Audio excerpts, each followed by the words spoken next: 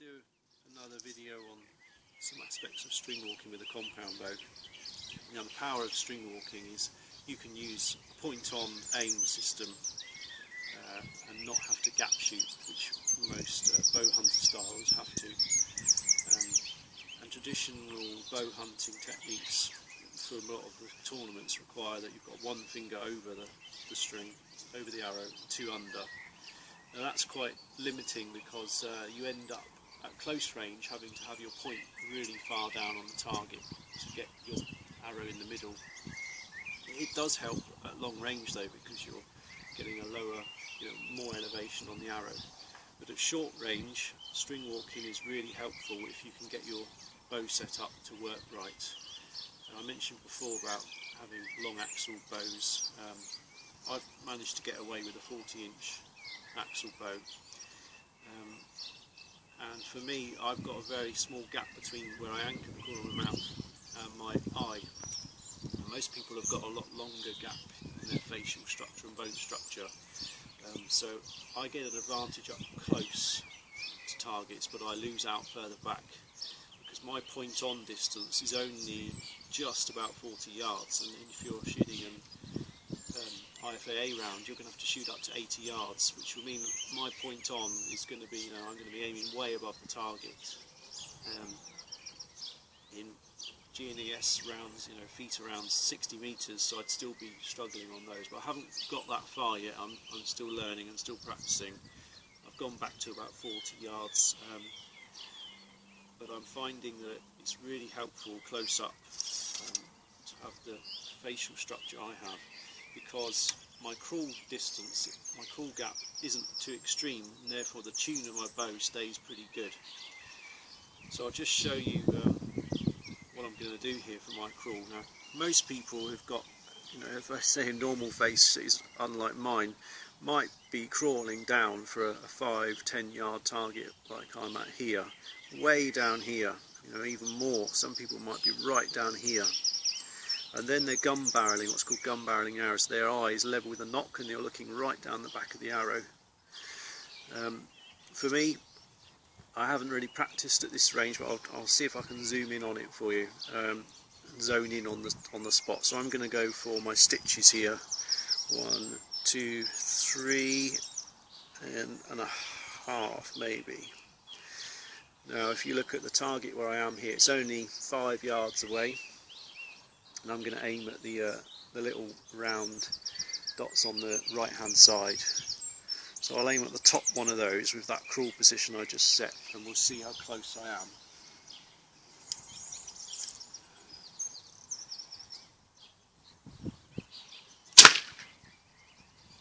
So if you're looking at zoom in on that target there, I've gone a bit low and I'm a little bit on the left. So I'll change my crawl position to try and pull that up into the next spot.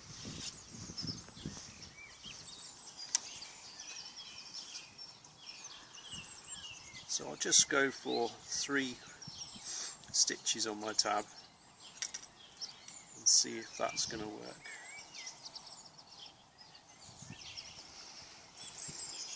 I'll aim at the same spot.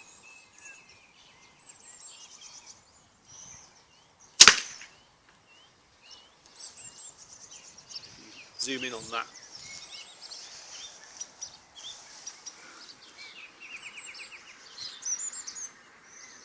Right in the X there.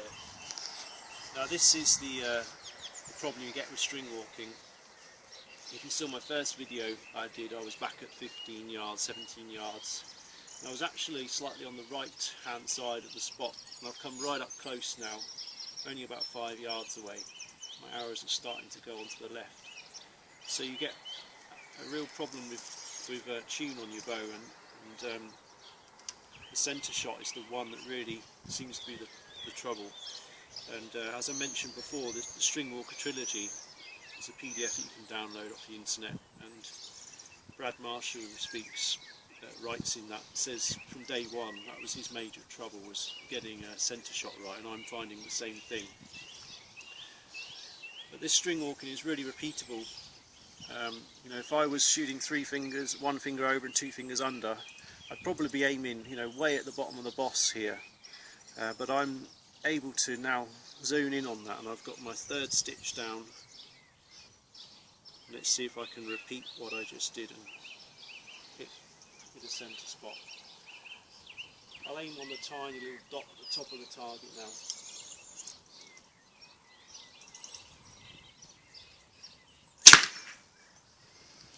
So I'm actually a little bit low there, but I could work on that. Maybe I'm just still a little bit off.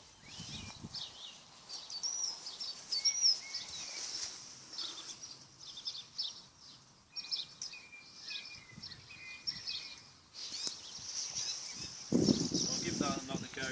Maybe I wasn't quite as accurate on my crawl position as previous. I will give it a little extra stitch, just to see if I can bring it up a little bit. And everything is important with string walking. Head tip forward, tip to the side, and how far you bring your head round to face the target. All those things really affect how the shot goes off and how well you anchor as well. You know, I use the corner of my mouth. Some people really get in on an incisor tooth, or they may be down on their chin or up on their cheek, but the anchor point really has a big impact on where the arrows impact. You need to keep that as consistent as possible, because anything small at this end is really magnified at the point end and down range when the arrows go off. So I'm going to be trying to get this as accurate as I can. Bearing in mind that I'm just out here practicing away and I haven't really scripted any of this, I'm just trying it out.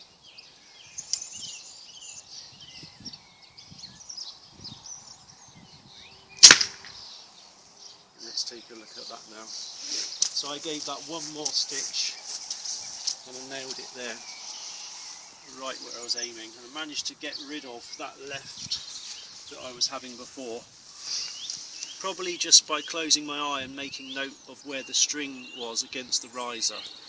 So I used to, as a kid, when I would shoot, always line my string up, down through my arrow and my point.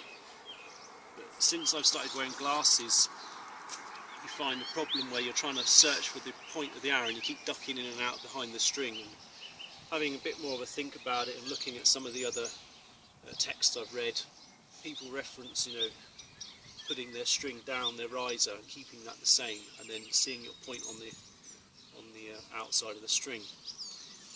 It's just the thickness of an arrow, but you know, that's missing an X there, whereas here I'm bang on. Another thing I wanted to mention was the centre shot. So I talked about it being a bit of a problem, and traditionally, for most people think for finger shooting you need your point to be outside of centre. Now on this bow, PSC have marked a knocking point line where your arrow should, top of your arrow should run along that line. And I've set mine up roughly to that line, but they've also got a machined in centre shot line. Now my arrows are way inside centre, which sort of indicates that they're too stiff, that I'm having to bring them in to get rid of left arrows. But talking to a friend of mine, he said the same sort of thing with finger shooting, he's often inside centre. So, you know, if I hit the middle, I'll put them inside centre with the setup. What I'll have to check there is, as I go back further, I've only been back to about 40 yards, but beyond that I need to make sure that I'm getting that true line, true flight line. And it may be that I have to change how I view the string against the riser, or whether how much of the arrow I can see with that gap from the string to the riser. So that's a bit of an experiment I'll have to do. There are a few things for string walkers to try out. I've learnt that you need some nice rest that's got some side pressure, and this is a Bowdoodle Pro Light 2, which seems to work well. I'll have to check in the rules whether I'm allowed to use this, because it has got a high guard here for the arrow, and that could be used as a sighting reference. So I'll have to check the rules on that one, but hopefully I can use that as a rescue. It does seem nice. And other people might find knocking points a big problem for string walking. I've read references to people being below centre and are much higher than centre, up to nearly 3/4 of an inch. But I think because I've got this small gap between my eye and my mouth where I anchor, I'm pretty much as I would normally set up if I was on a release aid. I'm a little bit above centre, but not too much. So you can see there it's not too high above centre. So that's the end of this video. I'm shooting this hot shot target from Merlin, and you can see I was only shooting 5 yards away, and the target didn't rock at all. I've not got it stationed with anything, it's just laying on the ground, and so I'm really impressed with these targets. The arrows are really easy to draw out. I've been shooting in the centre a bit here, then when I get up short range I'm using all the various dots that they've got on and different marking points, and it's holding up really well. I'm really impressed with that. So that's the end of the video. Another thumbs up if you think so, and I'll see you again with another instalment.